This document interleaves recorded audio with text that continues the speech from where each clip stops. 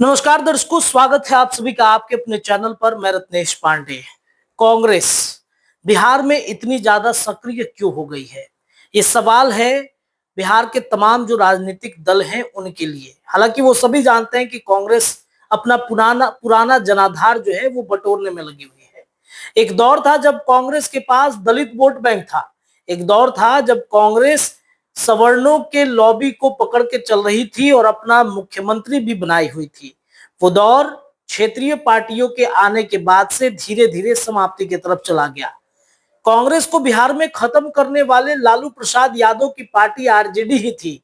जब आरजेडी बिहार में पनपा तब कांग्रेस धीरे धीरे समाप्त हो गई और ऐसी समाप्त हुई कि कई सालों तक कांग्रेस को राष्ट्रीय जनता दल के छत्र छाया में रहना पड़ा। ये सभी जानते हैं कि बिहार में कांग्रेस अगर कोई फैसला लेना चाहती है तो लालू प्रसाद यादव के 10 सर्कुलर रोड से होकर ही गुजरना होता है। बिहार में सीट बंटवारे की बातचीत हो, बिहार में टिकट देना हो अपने प्रत्याशियों के, या फिर सीट में कौन कौन से विधानसभा या फिर लोकसभा का अगर चुनाव हो तो उस लोकसभा क्षेत्र में हम चुनाव लड़ सकते हैं, ये कांग्रेस अपने मन मुताबिक नहीं कर सकती है कुछ भी। ये जब तक लालू प्रसाद यादव या फिर तेजस्वी यादव की तरफ से फाइनल नहीं किया जाएगा तब तक कुछ भी संभव नहीं है। लेकिन अब कांग्रेस बदल रहा है।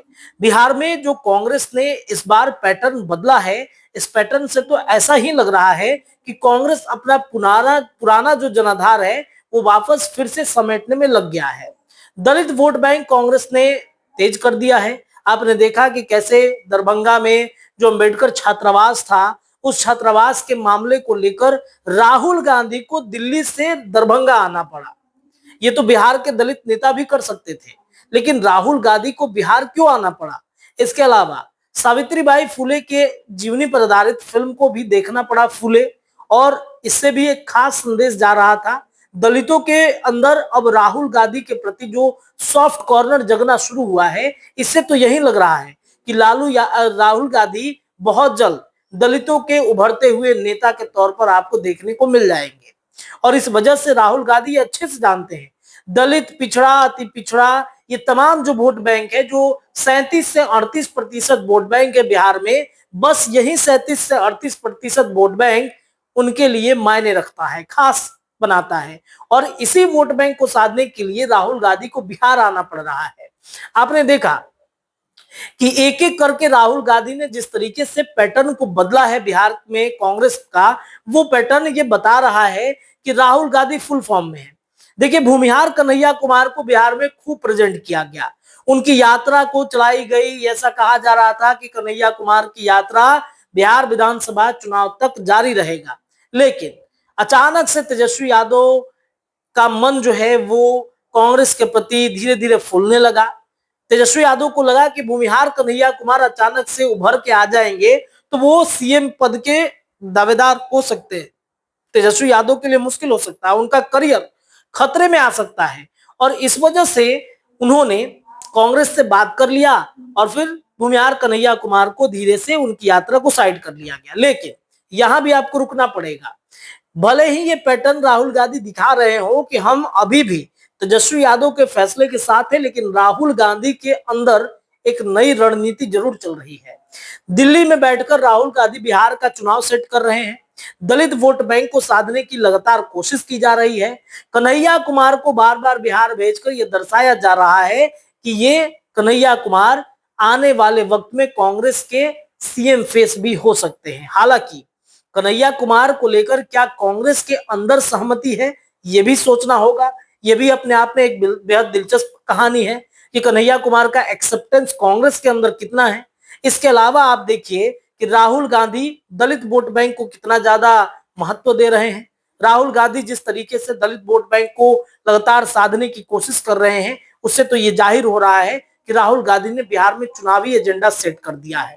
सावित्रीबाई फुले की जीवनी पर आधारित फिल्म देखना हो या फिर दलितों के हित की बात करना हो, ये राहुल गांधी ने एजेंडा तय किया है। अब आप देखिए, राहुल गांधी ने बिहार में कांग्रेस का प्रभारी भी बदल दिया, राहुल गांधी ने बिहार में प्रदेश अध्यक्ष भी बदल दिए, और ये सारा का सारा पैटर्न ये दिखा रहा है कि जो राहुल गांधी, जो कांग्रेस का एक पुराना जनाधार, जिस जनाधार के बदौलत सवर्ण दलित और दलित के अलावा अल्पसंख्यकों का एक बड़ा वोट बैंक, जिस वोट बैंक के बदौलत पहले कभी बिहार में कांग्रेस का दबदबा हुआ करता था, वो आज फिर से वो लौटाना चाहते हैं। ये सब कुछ तय है, ये सब कुछ फाइनल है कि राहुल गांधी बिहार में इस बार रुकने वाले नहीं है।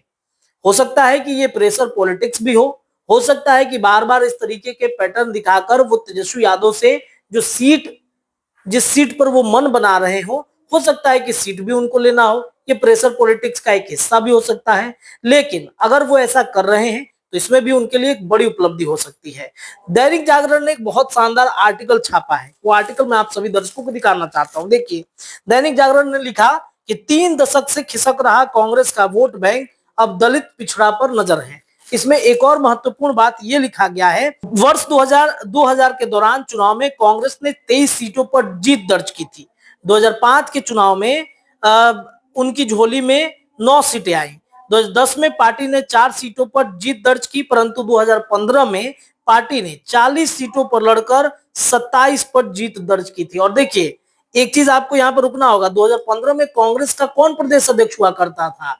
आज जो जदयू के मंत्री हैं अशोक चौधरी, वो पहले कभी कांग्रेस के प्रदेश अध्यक्ष हुआ करते थे और दलित थे। तो दलितों का पकड़ 2015 के बाद से लगातार छूटते चला गया कांग्रेस से, और इसके बाद फिर कांग्रेस का जो किस्मत था वो धीरे धीरे खत्म होते चला गया। 2020 के विधानसभा सीट में 70 सीटें दी गई, लेकिन मात्र उसमें से 19 विधायक ही जिता पाए। तो ये कहीं ना कहीं एक पैटर्न जो दिखा राहुल गांधी को, फिर से उसी पैटर्न पर वो काम कर रहे हैं। 90 के दशक में क्षेत्रीय दलों के उभार से कांग्रेस लगातार खिसका है, और इस वजह से जो दलित और पिछड़ा का वोट बैंक है उस पर राहुल गांधी की नजर है, और भूमिहार कन्हैया कुमार को सामने रखकर कांग्रेस बड़ा गेम कर सकती है। हालांकि ये प्रेशर पॉलिटिक्स भी हो सकती है, मैं बार बार इस बात को दोहरा रहा हूं। क्या होता है, क्या करेंगे राहुल गांधी, ये आने वाले चुनाव में आपको धीरे धीरे देखने को मिलेगा। फिलहाल इस खबर के लिए इतना ही। ये रिपोर्ट कैसी लगी आप कमेंट करके हमें बता सकते हैं। चैनल पर नए हैं तो चैनल को सब्सक्राइब जरूर कीजिएगा, वीडियो को शेयर जरूर कर दीजिएगा। बहुत बहुत धन्यवाद।